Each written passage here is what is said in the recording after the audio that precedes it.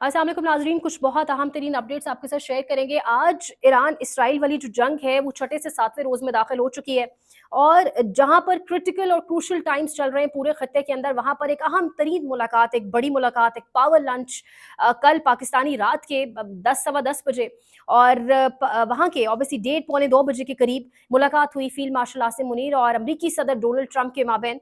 और मुलाकात में मौजूद थे साथ हमारे DJISI भी, जो अब NSA भी हैं पाकिस्तान के, आसिम मलिक। और मुलाकात से निकलकर कुछ चीज़ें, कुछ तबसरे, भारत किस तरह देख रहा है मुलाकात को और स्ट्रेटेजिकली इस वक्त ये मुलाकात कितनी इंपॉर्टेंट है, इस मुलाकात के बाद क्या कुछ नताइज सामने आ सकते हैं, तमाम तर चीज़ें रखते हैं। लेकिन आज सुबह जो हमला हुआ है, आज सुबह जो हमला किया गया है ईरान की जानिब से इसराइल के ऊपर, वो बहुत बड़ा हमला था। उसको अब तक का सबसे बड़ा, सबसे मुहल्लिक हमला कहा जा रहा है। ये जो हमला किया गया है ईरान की जानिब से इसराइल के ऊपर, इसमें अब अस्पताल पर हमला किया गया है, इसमें स्टॉक एक्सचेंज की बिल्डिंग पर हमला किया गया है, न्यूक्लियर साइट्स के ऊपर हमला किया गया है। अस्पताल के ऊपर जो हमला किया गया है, जो सरोका मेडिकल सेंटर पर, ये इसको बिगेस्ट तो कहा जा रहा है इस अटैक को, लेकिन बेसिकली ईरान ये कह रहा है कि हमने उस मेडिकल सेंटर पर हमला नहीं किया। उस मेडिकल सेंटर की बेसमेंट में कुछ IDF के ऑपरेटर्स थे, वहां पर काम हो रहा था, कुछ एजेंसीज के लोग वहां काम कर रहे हैं इसराइली, और हमने बेसिकली उस चीज को निशाना बनाया। लेकिन हमले की शॉक वेव्स अस्पताल तक गई हैं, जो इफेक्ट हुई है। लेकिन यहाँ पर एक सडन शिफ्ट आया है।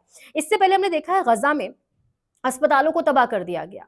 यानी लोग अगर आटे का थैला लेके जा रहे हैं, फूड के लिए लोग पहुंचे हुए, लाइन बनाकर खड़े, तो इसराइली फोर्सेस उनके ऊपर फायरिंग कर रही हैं, इसराइली फोर्सेस उनको मार रही हैं। ह्यूमैनिटी कहीं आपको दूर दूर तक दिखाई नहीं दे रही। यूनाइटेड नेशंस खामोश है, तमाम हर हर ऑर्गेनाइजेशन चुप है जो बराए नाम बनी हुई है इंसानी हुकूक की। लेकिन दूसरी जानिब आज एक सडन शिफ्ट आया। इसराइली मिनिस्टर, हेल्थ मिनिस्टर कह रहे हैं कि attacking hospitals is a war crime, कि टारगेट करना अस्पतालों को वॉर क्राइम है। यानी 94% तक ये आपका अपना WHO, ये वो इदारे हैं जो आपके ऑब्वियसली बड़े असरात के तहत ही नीचे ही काम करते हैं।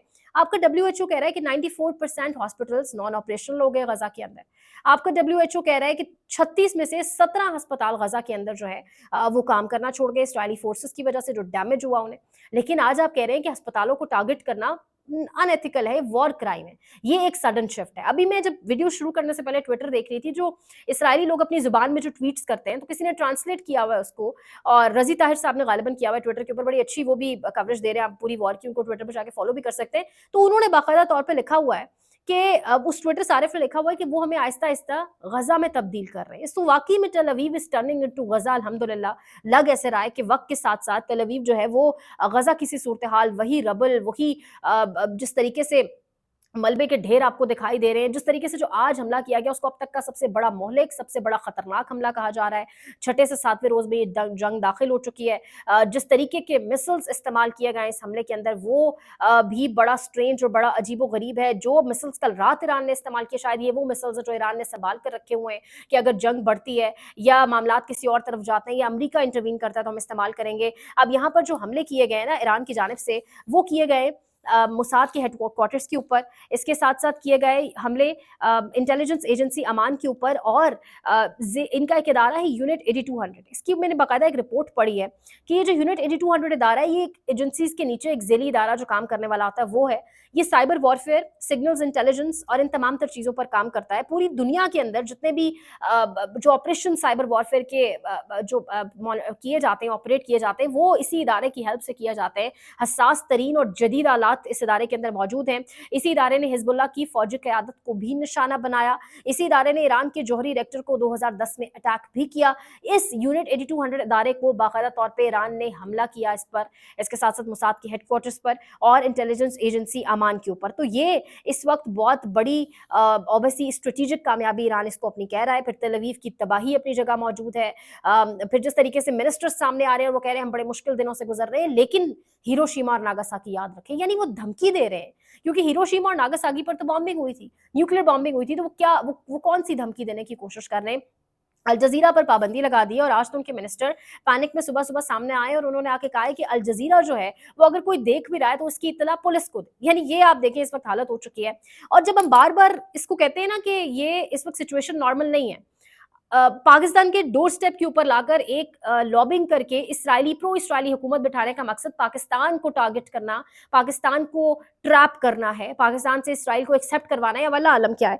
ये किसी वजह से कहा जाता है। किसी वजह से इमरान खान ने कॉल भी 2 हफ्ते तक मौखर कर दी, क्योंकि इस जंग के असरात अपनी जगह पर मौजूद होंगे। इमरान खान बड़े बेहतर तरीके से पूरे खित्ते की और पूरी दुनिया के ऑब्वियसली मामलात जानता है। तो इस वक्त जो इसराइल के प्रोफेसर्स हैं, हिब्रू यूनिवर्सिटी में एक प्रोफेसर है उनके जियोपॉलिटिक्स की, मुझे नाम अब नहीं पता, उस शख्स ने बाकायदा तौर पे कहा है कि न्यूक्लियर कैपेबिलिटीज ईरान की इनसे निमटने के बाद, यानी कट शॉर्ट अल्फाज में, हम पाकिस्तान की न्यूक्लियर कैपेबिलिटीज को डिसमेंटल करेंगे, न्यूक्लियर प्रोग्राम को, यानी खुदा ना खास्ता। यानी ये अब आप देखें कि ये क्या इशारा है।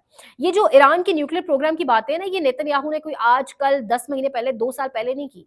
2010, 2011, 2002, 2001 से वो शख्स कह रहा है ईरान न्यूक्लियर प्रोग्राम बना रहा है, ईरान ये कर रहा है, ईरान वो कर रहा है, जबकि आईएई कह रहे हैं अभी भी कि 60% तक की इन्वेस्टमेंट हुई है और उसके भी कोई बड़े ठोस शवाहिद नहीं मिले।